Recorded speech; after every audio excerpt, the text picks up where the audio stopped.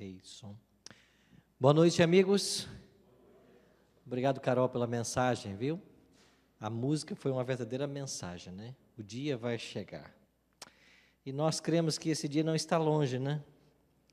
Esse será o glorioso dia em que Jesus vai voltar a essa terra e nós teremos o fim do mal e o início da eternidade. Como nosso coração deve almejar por isso, né? E todas as nossas forças, nossas energias devem ser postas nesse objetivo, de nos prepararmos para esse grande dia. O pastor Sandro pede avisar que aqueles que desejarem visitar o nosso irmão Siloé, as visitas devem acontecer até às 18 horas, até às 6 da tarde, não mais depois desse horário. Hoje vamos estudar Apocalipse capítulo 7, e o tema que escolhemos para estudarmos com vocês, os 144 mil selados de Israel.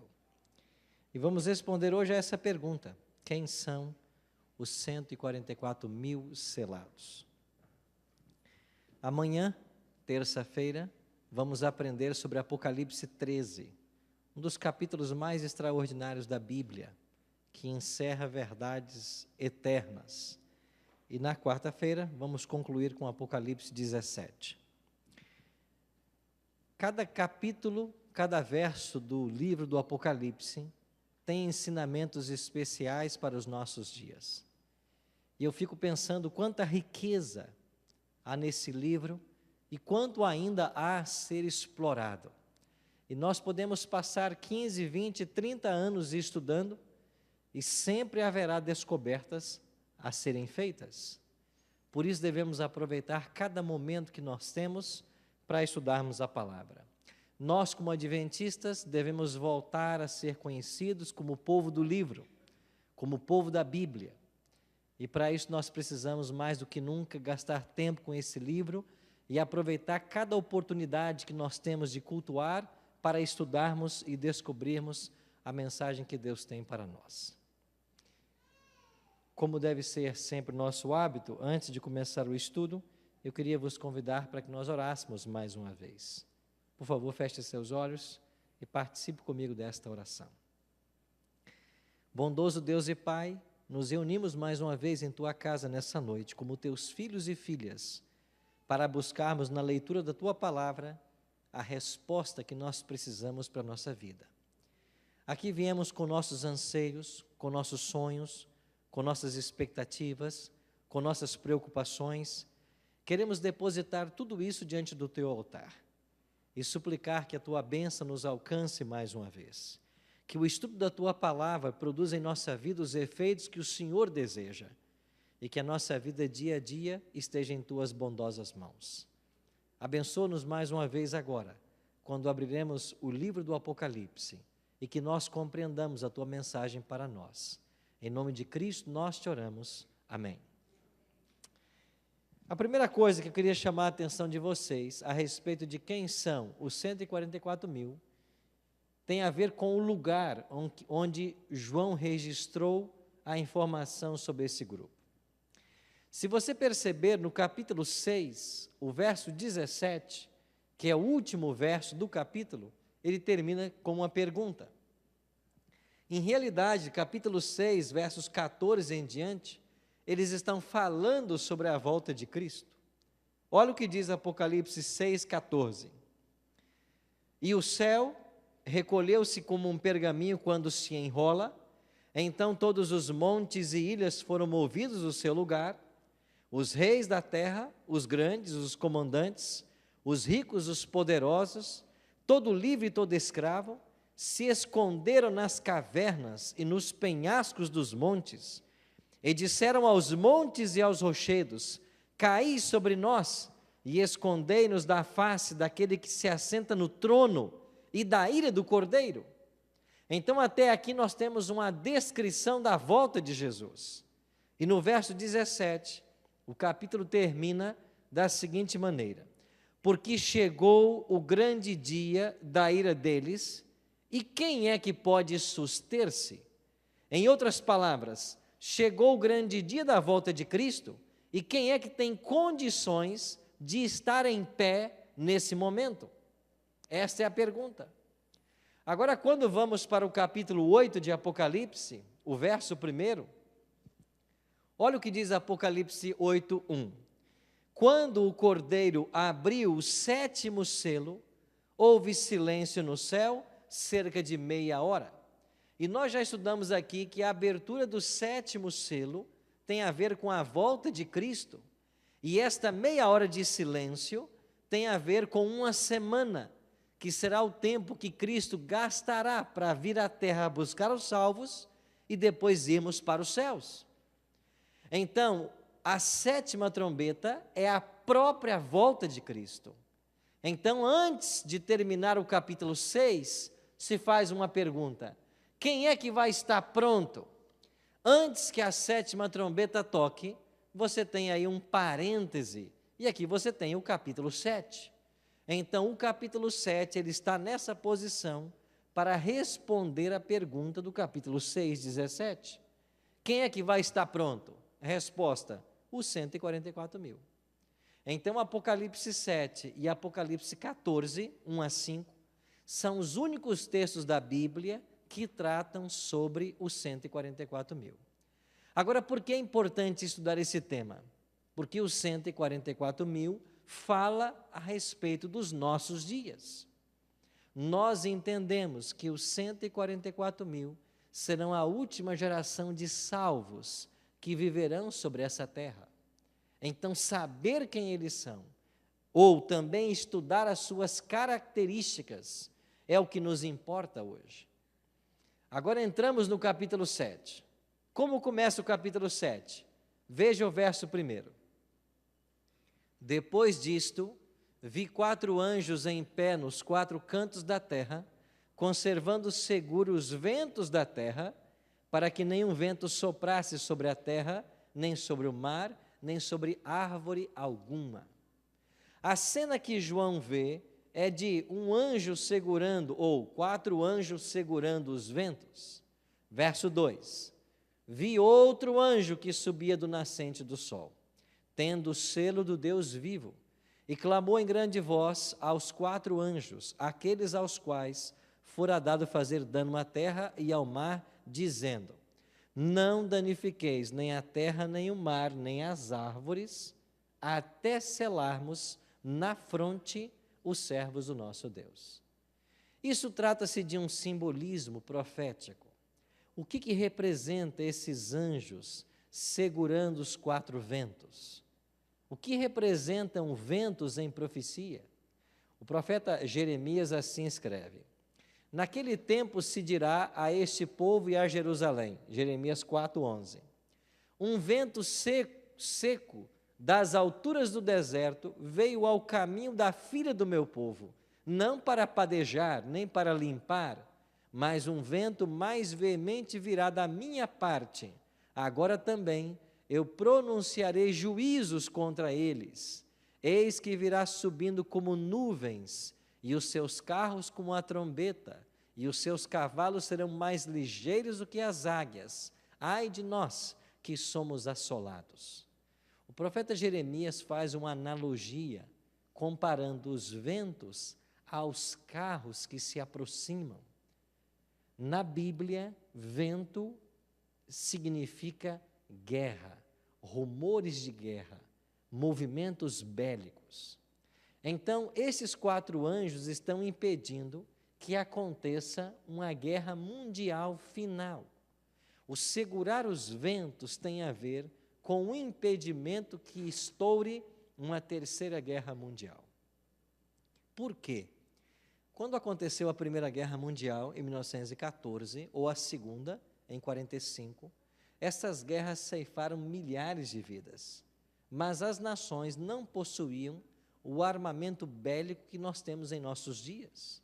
E se hoje estourasse uma 3ª Guerra Mundial, com todo o potencial bélico das nações, isso seria uma ameaça ao nosso planeta, à sobrevivência da humanidade.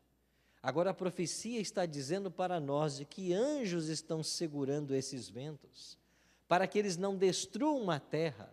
Agora aparece uma expressão interessante aqui: até selarmos na fronte os servos do nosso Deus. Então, há um selamento, há um selo que será posto. E o versículo 4 diz assim, Apocalipse 7:4. Então ouvi o número dos que foram selados, que era 144.000 de todas as tribos dos filhos de Israel. Então aqui nós temos um processo de selamento, os anjos estão impedindo as guerras, até que cada servo de Deus receba o selo, e é este povo selado que vai estar de pé no grande dia do Deus Todo-Poderoso. Então a pergunta que nós temos que responder hoje é: quem são os 144.000 selados? Quais suas características? Nós poderíamos estudar várias, eu selecionei 3, para nós não nos delongarmos muito. Primeira característica, nós já lemos aqui nos versos 3 e 4. Eles recebem o selo de Deus. Eles são selados com o selo de Deus. Aí nós temos que entender o que é o selo de Deus. Êxodo capítulo 12, verso 7, depois 12 e 13, fala a respeito de um selamento que aconteceu na noite em que o povo de Deus estava para deixar o Egito, ou quando a Páscoa foi instituída. E Moisés recebeu de Deus a orientação e transmitiu para o povo. Moisés disse assim ao povo de Israel: e tomarão do sangue e poluão em ambas as ombreiras e na verga da porta, nas casas em que o comerem. Eu passarei pela terra do Egito esta noite, e ferirei todo o primogênito na terra do Egito, desde os homens até os animais, e em todos os deuses do Egito farei juízos. Eu sou o Senhor. E aquele sangue vos será por sinal nas casas em que estiverdes. Vendo eu o sangue, passarei por cima de vós, e não haverá entre vós praga de mortandade, quando eu ferir a terra do Egito. Então, quando o povo de Deus estava para sair do Egito, e Deus derramaria a 10ª praga, que era a morte dos primogênitos, Moisés disse para o povo: vocês matem o cordeiro pascal, peguem o sangue desse cordeiro, e vocês molhem os umbrais das portas com esse sangue. Este será o sinal. Aqui está a expressão-chave. Quando eu passar pela terra do Egito, matando os primogênitos, na casa que eu ver o sinal, eu vou passar por cima. E a expressão hebraica aqui no original é pechar. Passar por cima é pechar, que significa Páscoa. E em inglês foi melhor traduzido, né? Passover. Então, Passover é passar por cima. Páscoa é quando Deus ignora esta casa e, por causa do sangue, Ele passa por cima e Ele não mata o primogênito. Então, aqui, o assinalamento foi um sinal de proteção. O selo de Deus foi colocado para proteger. Há um segundo caso de selamento na Bíblia, agora no livro de Ezequiel.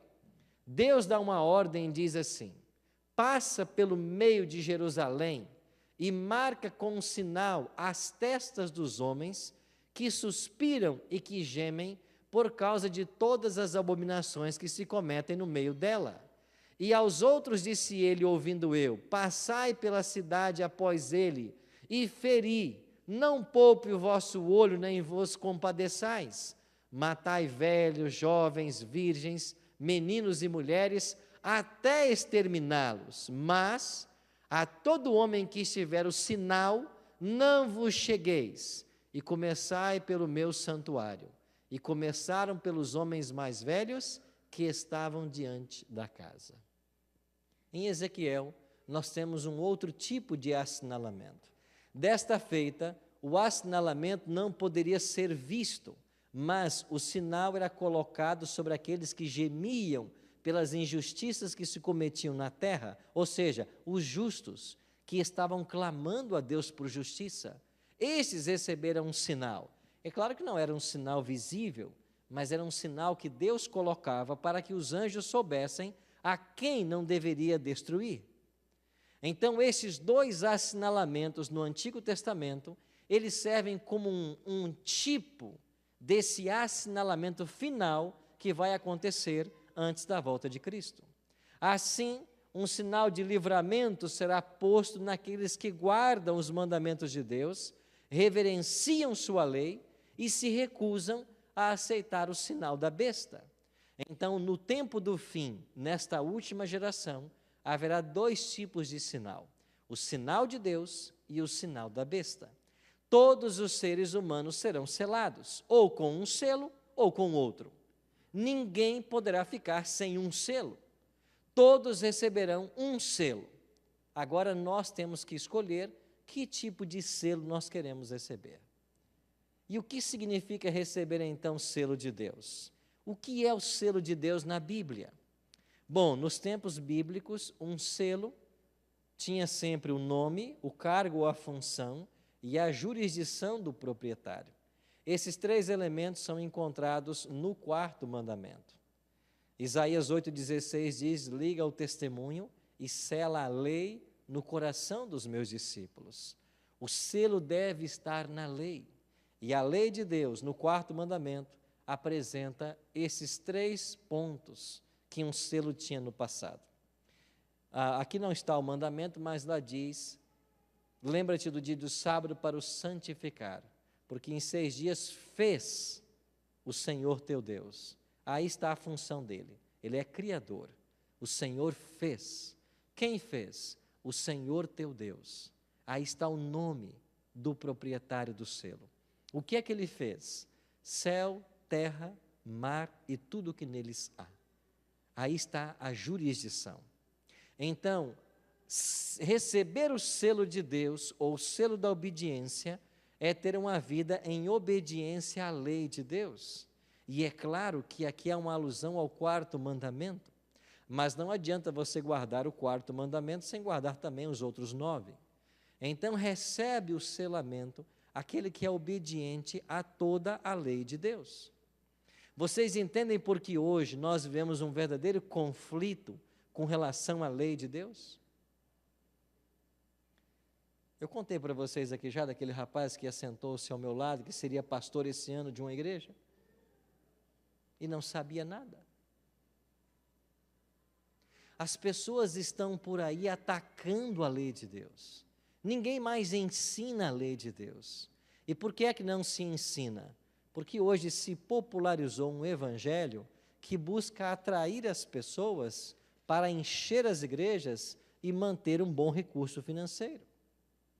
A igreja adventista não entra nessa onda, porque nós temos um compromisso com a verdade. As mensagens que a Bíblia apresenta, elas nunca deixarão de ser pregadas desse púlpito. Elas sempre serão pregadas. E nós devemos dar à trombeta um sonido certo, ainda que isso não agrade algumas pessoas, mas os sinceros sempre serão alcançados. Ellen G. White diz: exaltai a verdade e o erro cai por terra. As pessoas estão sendo escravizadas na mentira, e a nossa missão como povo da profecia é tirar o povo da mentira, é chamá-los para sair de Babilônia. E o sinal entre Deus e seu povo é a obediência à lei, e dentro da lei está o sábado. É por isso que Ezequiel diz assim: santificai os meus sábados, eles servirão de sinal entre mim e vós, para que saibais que eu sou o Senhor vosso Deus. Então a palavra de Deus nos chama a santificar o sábado. O mundo está ensinando o domingo, e vocês estão acompanhando aí um processo que se estende na direção da santificação desse dia. Veremos isso com mais detalhes amanhã. Mas o que eu quero dizer para vocês hoje é que o diabo está mantendo as pessoas cativas na mentira. E a nossa missão é libertá-las do jugo de Satanás. Há alguns meses eu recebi um DVD na minha sala. Era uma mulher partilhando comigo o testemunho dela. E eu coloquei o DVD e comecei a assistir. Ela apareceu e disse assim: pastor Arilton, eu gravei essa mensagem para agradecer, porque através da mensagem da Novo Tempo eu fui alcançada. E ela começou a contar a história. Qual é a história dela? Ela se tornou mãe. E quando chegou o bebê, a igreja onde ela pertencia disse assim: você tem que batizar essa criança. Se você não batizá-la e ela morrer, ela vai morrer o quê? Pagã. E se morrer pagã, ela está perdida, condenada. E ela disse assim: mas eu não concordava em batizar o meu bebê recém-nascido. Parece-me que a Bíblia não apoiava essa ideia, ainda que a minha igreja ensinasse, e eu relutei em batizá-la. Por coisas que a vida tem, com 6 meses, eu perdi meu bebê. E quando meu bebê morreu, eu entrei em profunda depressão, porque eu comecei a me culpar pela perdição do meu filho. Em profunda depressão, eu tentei o suicídio algumas vezes. E no desespero, sem conseguir dormir, carregando uma culpa que eu jamais pensava em carregar, na madrugada, eu comecei a zapear a minha televisão. E na madrugada eu cheguei na Novo Tempo. Eu nunca tinha visto esse canal. E eu cheguei no Bíblia Fácil, no exato momento que o Senhor falava sobre o batismo bíblico. E quando o Senhor leu alguns textos da Bíblia, mostrando que a Bíblia não apoia o batismo de recém-nascidos, mas que pelo menos 4 passos devem ser dados para que alguém seja batizado. Quando eu descobri a verdade da palavra de Deus, um peso de 1 tonelada caiu das minhas costas, pastor. E eu fui liberta pelo Evangelho de Cristo. Eu aceitei a mensagem adventista e me batizei. Irmãos, esse foi o milagre que ela conhecia. Agora, qual é o milagre que ela não conhecia? Eu entrei em contato com essa irmã e perguntei assim: aonde a senhora mora? Ela disse: na cidade tal. E eu perguntei: a senhora tem Sky em casa? Ela disse: não. A senhora tem net? Não. Tem Oi? Não. Assiste pela internet? Não. Como é que a senhora vê Novo Tempo? Eu vejo Novo Tempo em canal aberto. Como a senhora vê em canal aberto? Na cidade da senhora não tem Novo Tempo em canal aberto? Ela disse: pastor, eu não sei, mas a minha TV tem uma antena com 2 pontinhas assim, e há 1 ano eu assisto a Novo Tempo.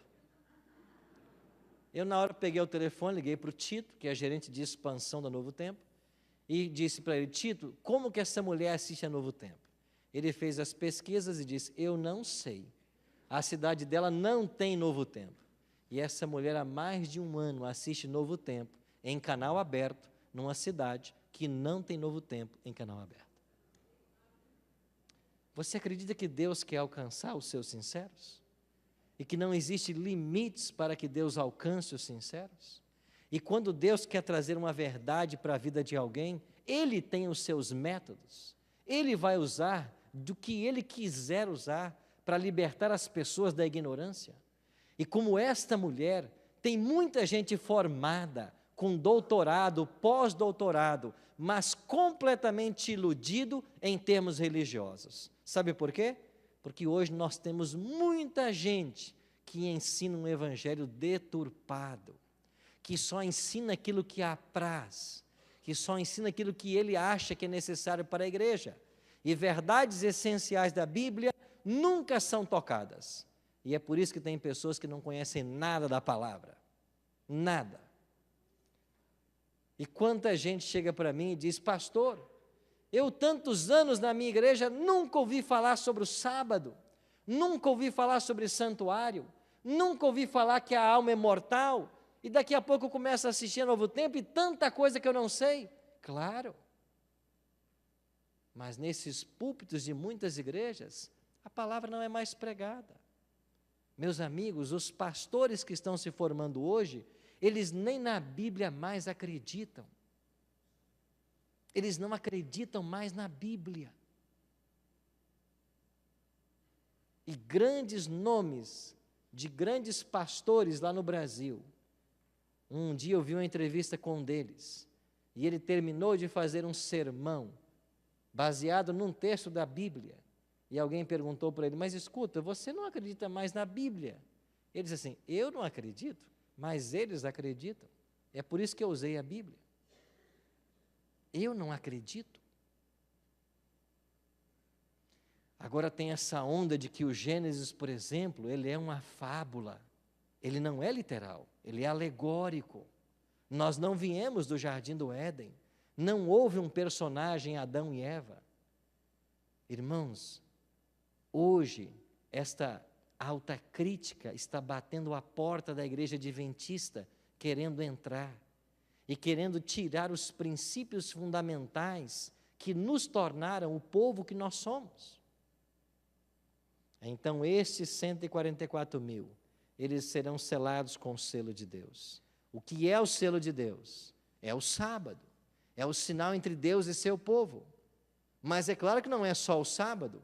Por extensão, é a lei de Deus. Por quê? Porque não é Tiago 2 que diz assim? Porque qualquer que guardar toda a lei, mas tropeçar em um só ponto, tornou-se culpado de quantos? De todos.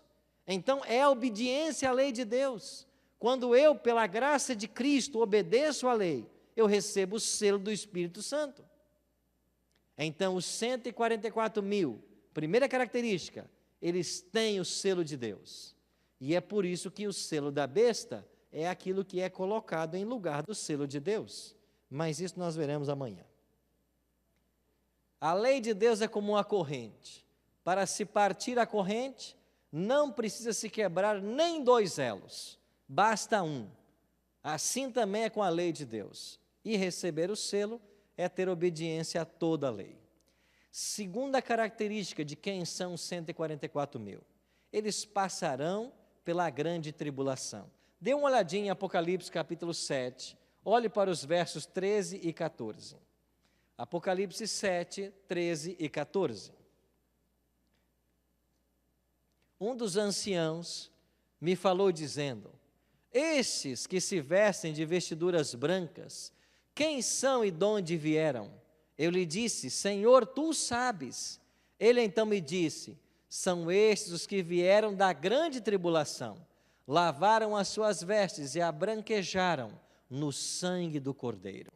Segunda característica, os 144.000 passarão pela grande tribulação. Agora, que grande tribulação é esta? Olha o que disse o profeta Daniel no 6º século antes de Cristo. E naquele tempo se levantará Miguel, o grande príncipe, que se levanta a favor dos filhos do teu povo, e haverá um tempo de angústia, qual nunca houve, desde que houve nação até aquele tempo. Daniel já havia falado nesse tempo de angústia, e esse tempo de angústia só aconteceria após o levantar-se de Miguel. Irmãos, quando olhamos para Daniel 12:1, e o texto diz que nesse tempo se levantará Miguel, só pode se levantar quem um dia se assentou. E quando é que Cristo se assenta no livro de Daniel? Você vai para o capítulo 7. Lá diz que ele foi até o ancião de dias, e assentaram-se os tronos, abriram-se os livros, e o juízo começou. Então, Daniel capítulo 7 é a ida de Cristo do santo para o santíssimo, no dia 22 de outubro de 1844. Então, em Daniel 7, Cristo entrou no santuário, no santíssimo, e começou o juízo. Agora, em Daniel 12, ele está se levantando do juízo, acabou o juízo. E quando ele se levanta, o que acontece? Um tempo de angústia, qual nunca houve. Então, nós temos que pegar Daniel 12:1 e comparar com Apocalipse 15, verso 8.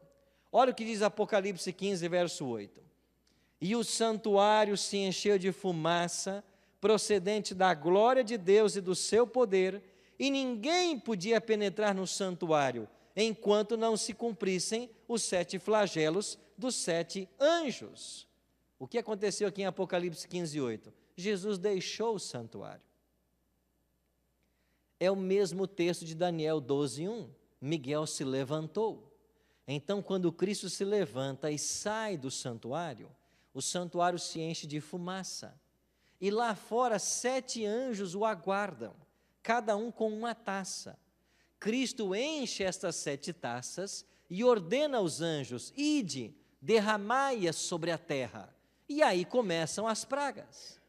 Então tem que ficar claro em nossa mente a seguinte sequência cronológica: termina a pregação do Evangelho, termina o tempo da graça, todos ouviram do Evangelho, do selo de Deus e do selo da besta. Quando todos ouviram, Jesus diz no santuário: feito está. E ele sai do santuário, ele se levanta do santuário. As pragas começam, e começam também o tempo de angústia de Daniel 12:1, que é o mesmo tempo de tribulação de Apocalipse 7:14. Estes quem são? Eles vieram da grande tribulação. Agora temos que responder uma pergunta: o que é esta grande tribulação? Primeira coisa, ela está situada após o fechamento da porta da graça. É verdade que haverá um tempo de angústia prévio, provocado pelo decreto dominical, antes da volta de Cristo, mas não é esta a angústia que Daniel está falando, e nem João, em Apocalipse 7. Não é a angústia prévia. A grande tribulação, ela se situa durante as pragas. E o que é que vai provocar essa grande tribulação nos 144.000? Primeiro, as pragas já começaram. O povo de Deus vai estar fugitivo e errante, porque eles não aceitaram o sinal da besta. E vai sair um decreto dizendo que as pragas estão caindo por causa de uma minoria que não abraçou o sinal da besta. E por causa desta minoria é que Deus está irado. Se eles forem exterminados, a paz voltará a reinar. Então sairá o decreto de morte, conforme Apocalipse 13, verso 15. Primeiro ponto, a angústia, ela acontece porque há um decreto autorizando as pessoas tirar nossa vida. Segundo fator de estresse, aonde estarão as pessoas que nós amamos nesse momento?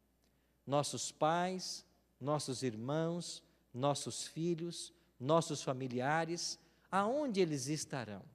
Isso será um fator de estresse. Terceiro ponto, nós temos que comparar toda essa tribulação com a experiência de Jacó, lá em Gênesis 33, porque é isso que nos ensina Jeremias 30. A angústia de Jacó é esse momento que o povo de Deus vai passar. Então, o paralelo é Jacó. Então, Jacó primeiro temeu pela vida, porque Esaú marchava contra ele com 400 homens. Haverá um decreto que vai estar autorizando as pessoas a nos matarem. Segundo, Jacó temeu pelo bem-estar da família. Tanto é que ele mandou um monte de presentes para apaziguar a ira de Esaú, e ele colocou as 2 esposas e os 13 filhos lá no final da multidão, porque ele não queria que a família sofresse por causa do seu pecado. Então, segundo fator de estresse, o bem-estar dos queridos. Terceiro fator, Jacó se angustiou porque ele não tinha certeza do perdão divino. Havia Deus perdoado a ele por enganar Esaú? E nesse momento, os 144.000, eles também não têm a certeza da salvação. Tanto é que diz Ellen G. White, um grande conflito, que eles vão clamar a Deus de dia e de noite por libertação. Eles vão estar em angústia de alma para saber se houve algum pecado que não foi confessado. Aí você pode perguntar: mas pastor, peraí, as pragas já não estão caindo? Como é que os salvos não sabem que eles estão salvos? É porque as pragas não são universais, as pragas são locais. E porque as pragas são locais, o fato de não ter a praga não quer dizer que você está salvo. É por isso que haverá a angústia de Jacó. Então, os 144.000 passarão por essa angústia. E quando é que essa angústia vai ter fim? Ellen G. White diz: quando nós ouvimos a voz de Cristo, declarando o dia e a hora da sua volta. Aqueles que ouvirem a voz de Cristo, fazendo o concerto eterno, declarando o dia e a hora da sua volta, estes saberão que eles estão salvos. Aí termina a angústia de Jacó. Terceiro fator, eles lavaram suas vestes e as alvejaram no sangue do Cordeiro. Foi o mesmo texto que nós lemos. Apocalipse 7,14. Branquejaram suas vestes no sangue do Cordeiro. 1 João 1,7 diz: mas se andarmos na luz como Ele na luz está, temos comunhão uns com os outros, e o sangue de Jesus Cristo, seu Filho, nos purifica de todo o pecado. Como que nós somos purificados do pecado? Andando na luz e vivendo em comunhão com os irmãos. Isso significa ter as vestes lavadas no sangue do Cordeiro. Significa ter a nossa pecaminosidade substituída pela justiça dele. Significa entender o processo de salvação, que nós não somos salvos pelas obras, mas pela graça. A graça que nos alcança e nos salva, nos leva à obediência. E a obediência não é o caminho de salvação, é o resultado, é o fruto dela. Entendemos o processo de salvação, da forma como a igreja ensina. Não salvação pelas obras, pela graça. Mas a evidência de que eu fui salvo é a obediência. Os 144 mil serão literais ou simbólicos? Essa é outra questão que nós temos que responder. O número 144 mil tem um significado simbólico, porque ele é composto de 12 vezes 12 vezes 1000. 12 era o número das tribos em Israel. 12 também é o número dos apóstolos do Cordeiro. A cidade santa também tem suas dimensões em 12. Ela também tem 12 portas e 12 fundamentos. 12.000 estádios é a largura da cidade. 144 côvados é a altura das muralhas. E as 12 portas e os 12 fundamentos também. Então, 12 é um número intimamente relacionado com a Nova Jerusalém. 12 também representa o povo de Deus no Antigo Testamento e o povo de Deus no Novo Testamento. 12 fala de totalidade. Por que nós cremos que o número 144 mil seja simbólico? Alguns dizem, não, é literal. Bom, nós temos que entender que ao estudarmos uma perícope, um texto da Bíblia, nós temos que interpretar todos os elementos como sendo simbólicos ou todos os elementos como sendo literais. Olha, por exemplo, para Apocalipse capítulo 14. Veja o verso 1. Olhei e eis o Cordeiro em pé sobre o monte Sião, e com ele os 144 mil, tendo na fronte escrito o seu nome e o nome de seu pai. Aqui em Apocalipse 14 o texto diz, olhei e eis o Cordeiro sobre o monte Sião. Irmãos, o Cordeiro aqui representa quem? Jesus, certo? Ele é literal ou é simbólico esse Cordeiro? Ele é simbólico. O monte Sião é literal ou é simbólico? É o monte Sião lá em Jerusalém, onde está o domo da rocha? É lá que vai estar um cordeirinho sobre aquela montanha? Não, ele simboliza a habitação de Deus. Sião é a casa de Deus no Antigo Testamento.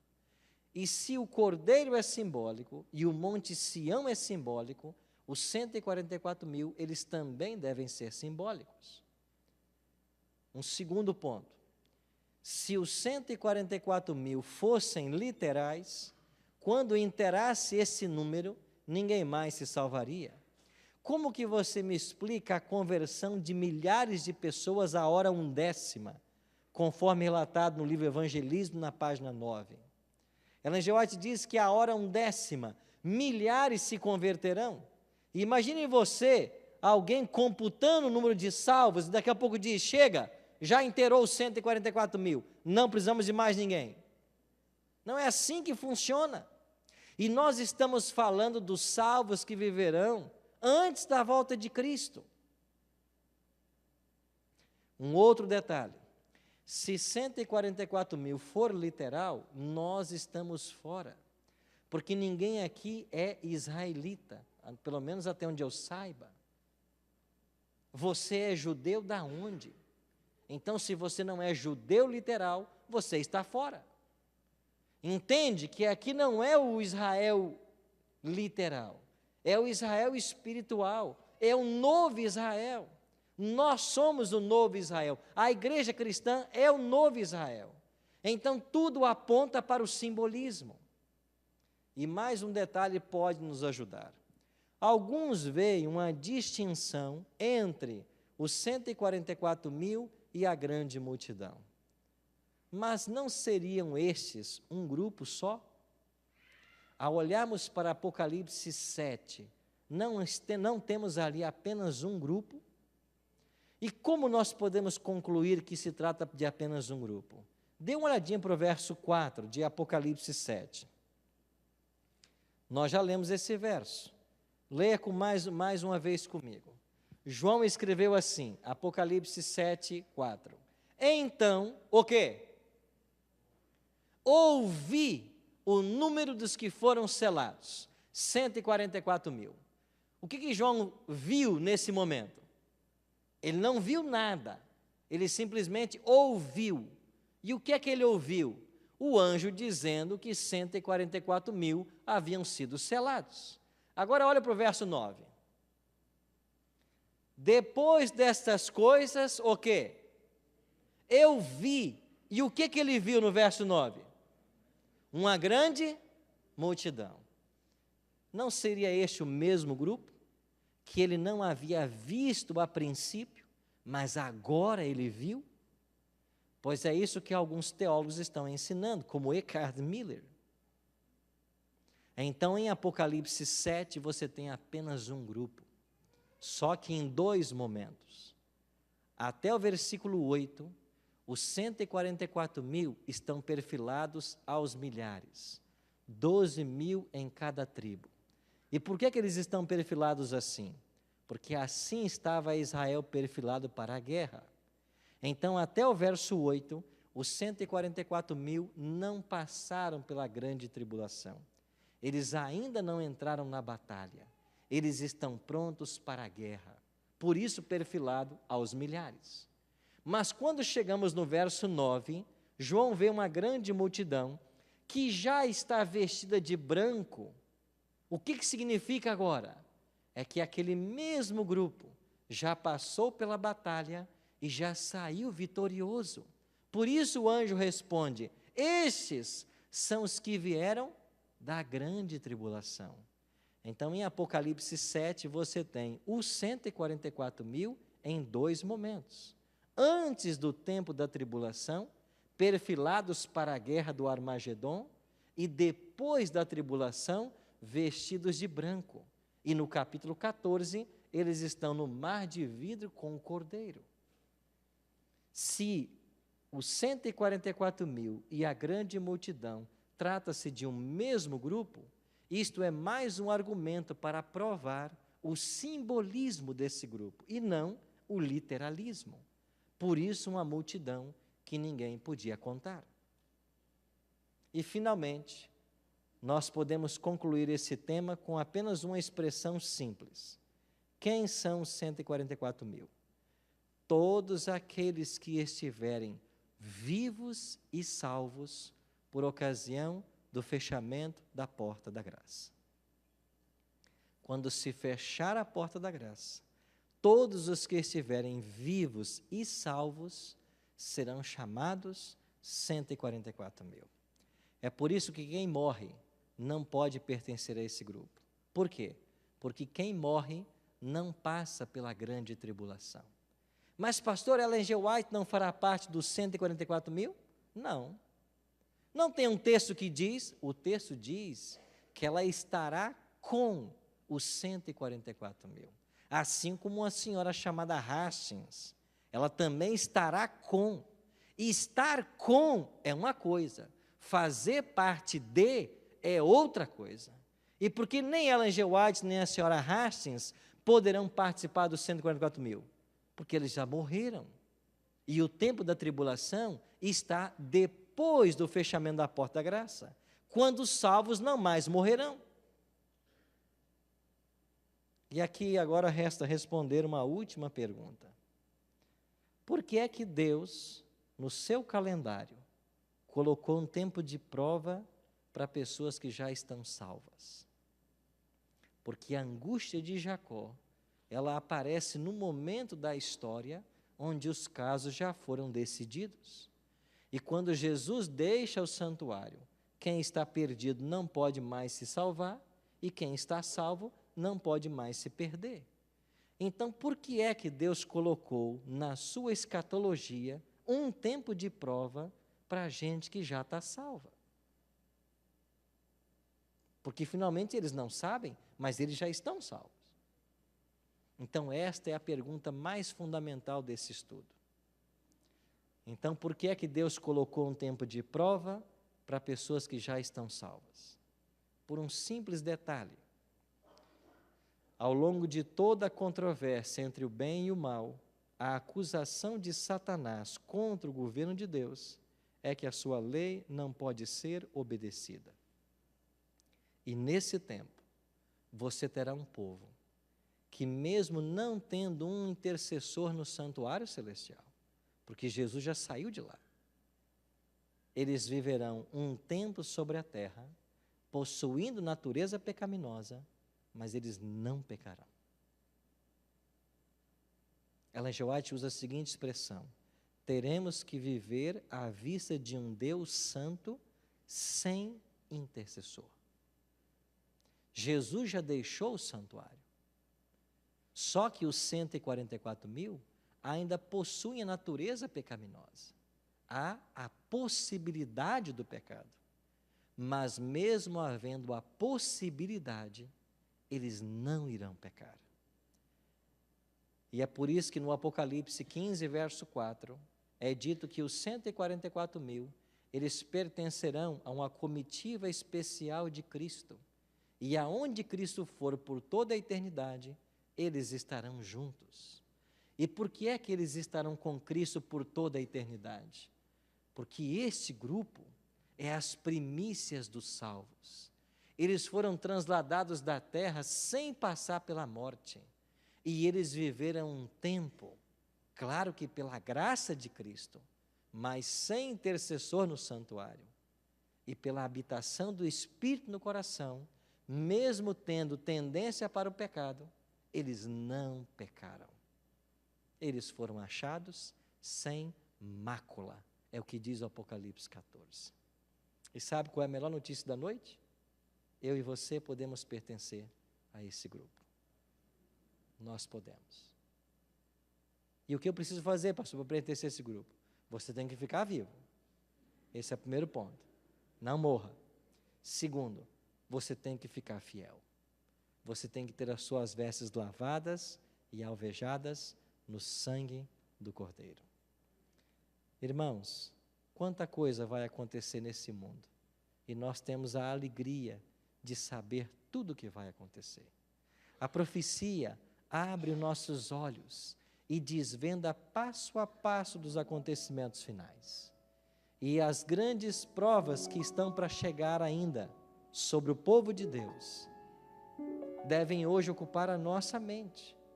E Deus está preparando o seu povo a cada instante para este momento. Por isso, cada prova que chega à sua vida é Deus aperfeiçoando o seu caráter, Deus trabalhando com você, Deus te ajudando a galgar cada vez mais degraus na direção dEle. E é só quando nós abrimos nosso coração para a presença do Espírito é que pode haver crescimento espiritual. De fato, diz a palavra, é Ele quem opera em vós, tanto o querer como o efetuar. É Ele quem opera. É essa dependência de Cristo que Ele deseja que nós tenhamos. Essa dependência do Espírito. Agora eu pergunto, se nós estamos encarando as pequenas provas de forma errada, ou se não estamos nos apegando a Cristo diante das pequenas provas, o que será quando vierem as grandes?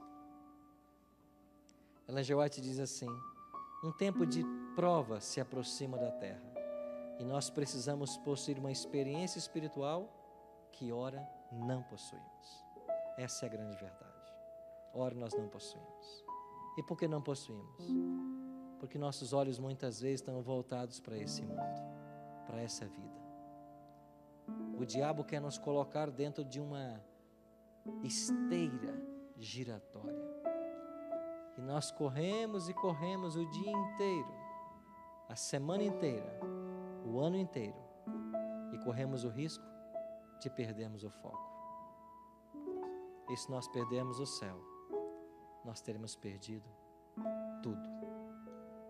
Se perdermos o céu, teremos perdido tudo. Ah, meus queridos, como que o Espírito Santo deseja que eu e você nessa noite compreendamos isso. Nós temos que olhar para o futuro. O momento que Jesus se aproxima de voltar a essa terra, Ele vem trazer a recompensa. A nossa moradia que não é eterna, ela é temporal. E os dias que Deus está dando para você, é para que você se prepare, para que você se ampare na palavra, só na palavra. Veja como é fútil nossa existência. Quem poderia imaginar que o nosso irmão, que estava sábado aqui sentado nos bancos da igreja, estaria hoje no leito de um hospital? Quem de nós aqui imaginaria isso? Outro dia nós batizamos um senhor em São Paulo, ao sábado às 21 horas da noite, 9 da noite. No domingo, às 11 da manhã, ele infartou. Ele não sabia, ele tinha 14 horas de vida. Você também não sabe, eu não sei. E Jesus, numa única frase, ele resume toda a existência humana. De que adianta o homem, o quê? Ganhar o mundo inteiro e perder a sua alma. De que adianta? Nada. Nessa noite, o Espírito Santo quer chamar você à reflexão. Ele quer convidar você a pertencer os 144 mil. Aqueles que vão estar vivos e fiéis quando se fechar a porta da graça. Nós passaremos pela grande tribulação, mas o Espírito Santo vai estar conosco, como Ele nos prometeu, todos os dias. E nós haveremos de triunfar com Jesus. Sonete vai cantar uma música para nós agora. Eu queria que você pensasse, enquanto ela cantar, será que a nossa vida está com o foco correto? Será que Jesus é a grande esperança, o grande centro de nossa existência? Será que nós estamos nos preparando para os eventos finais? Ou estamos vivendo com displicência, achando que temos uma eternidade pela frente? Hoje é a oportunidade que nós temos para abrir nosso coração e nos entregar completamente ao Espírito Santo. Pense nisso enquanto ouviremos essa canção. Bondoso Deus e Pai, obrigado pela esperança que nós temos no coração de que aquele que nós tanto almejamos e amamos já vai chegar. Obrigado porque mesmo tendo diante de Teu povo uma grande tribulação, nós temos a promessa da Tua palavra que nós passaremos por ela incólumes, porque o nosso pão será dado e as nossas águas serão certas. 1000 poderão cair ao nosso lado, 10.000 à nossa direita, mas nós não seremos atingidos. Por isso, bom Deus, prepara o nosso coração para o Teu serviço. Prepara-nos a cada instante para esse momento glorioso da Tua volta. E ao longo dessa semana, quando estamos nos reunindo aqui nesse templo para adorar-Te, que o Teu Espírito venha ao nosso encontro e nos faça ver todas as mudanças que precisamos efetuar, não sozinhos, mas com a direção e com a ajuda do Teu Espírito, para que estejamos vivendo como o Senhor deseja. Amém. No próximo sábado, teremos uma linda cerimônia de ceia nessa igreja. Precisamos nos preparar para esse evento. Precisamos fazer as pazes, se por acaso há alguma discórdia em nosso meio. Precisamos nos humilhar diante do Senhor, confessar nossos pecados, para podermos no sábado nos aproximarmos de Tua mesa e dos emblemas sacrossantos do Teu corpo e do Teu sangue. Por isso, Pai, nos prepare a cada instante. E quando Tu voltares nas nuvens dos céus, dá que estejamos todos prontos para te receber em glória e majestade. Esta é a nossa oração, em nome e por amor de Jesus. Amém.